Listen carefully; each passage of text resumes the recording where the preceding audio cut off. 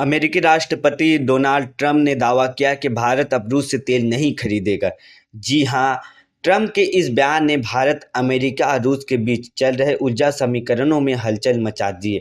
लेकिन असली वजह यह है, क्या भारत ने सच में रूस से तेल लेना बंद कर दिया है?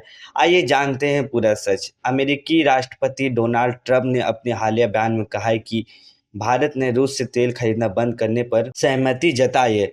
ट्रंप ने दावा किया है कि प्रधानमंत्री नरेंद्र मोदी के साथ उनकी बातचीत हुई है और भारत ने इस पर हामी भरी है। ट्रंप ने चीन का भी जिक्र करते हुए कहा कि अब अमेरिका दोनों देशों पर ऊर्जा के मोर्चे पर दबाव बनाएगा। इस बयान के बाद वाशिंगटन से लेकर नई दिल्ली तक राजनीतिक हलचल तेज हो गई है। हर तरफ यही सवाल गूंजने लगा है, क्या भारत ने अमेरिका के दबाव में रूस से दूरी बना ली है?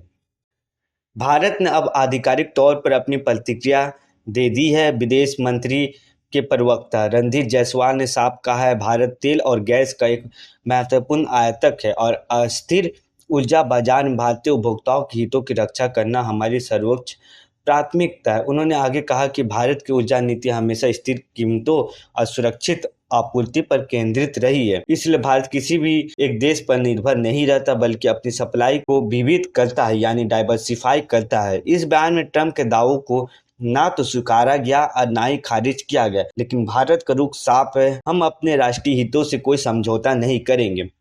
रणधीर जायसवाल ने यह भी कहा है कि अमेरिका के साथ भारत की ऊर्जा साझेदारी लगातार मजबूत हो रही है। पिछले एक दशक में भारत ने अमेरिका से तेल और गैस की खरीद में उल्लेखनीय बढ़ोतरी की है और मौजूदा प्रशासन में भारत के साथ एनर्जी कोऑपरेशन को और गहरा करने में दिलचस्पी दिखा रहा है।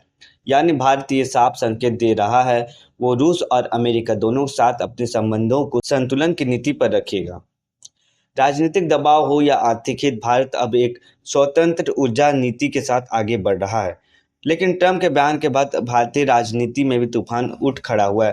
कांग्रेस सांसद जयराम रमेश ने मोदी सरकार पर निशाना साधते हुए कहा, भारत सरकार के फैसले अब वाशिंगटन डीसी में घोषित किए जा रहे हैं। उन्होंने तंज कसा, यहाँ से तारीफ वहां से टैरिफ। तो कुल मिलाकर मामला साफ है, डोनाल्ड ट्रंप के बयान से राजनीतिक तापमान जरूर बढ़ा है, लेकिन भारत ने अब तक ना ही हाँ कहा है और ना ही ना। भारत अपनी एनर्जी पॉलिसी को पूरी तरह राष्ट्रीय हितों के आधार पर चलाता है और यही रुख आगे भी जारी रहेगा। अब देखने वाली बात होगी, क्या सच में आने वाले हफ्तों में भारत रूस से तेल खरीद कम करता है या फिर ये सब सिर्फ चुनावी बयानबाजी बनकर रह जाता है।